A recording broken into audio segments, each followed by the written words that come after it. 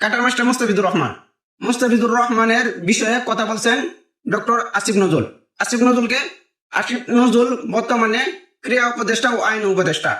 সেই ক্রীড়া উপদেষ্টা হিসাবে উনি বলছেন, একজন মুস্তাফিজকে যেহেতু ইন্ডিয়ার বিসিসিআই নিরাপত্তা দিতে পারবে না, সেই জায়গায় তো বাংলাদেশ টিম অনেক বড়। বাংলাদেশ টিম যাবে, সাংবাদিক যাবে, ধারাভাষ্যকর যাবে, কিছু সমর্থক যাবে, তাদেরকে তো দেখেছে আরো বড় বিপদে পড়তে পারে।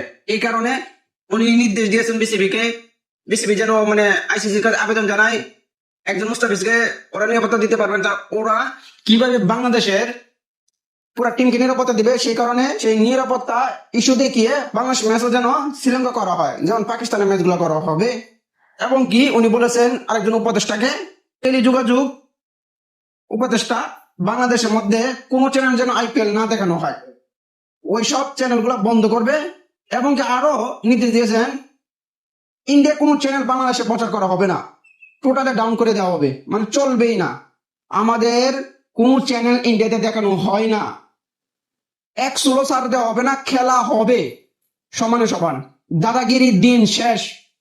এটা নতুন বাংলাদেশ, এটা হাদির বাংলাদেশ, এটা ৩৬ জুলাইয়ের বাংলাদেশ।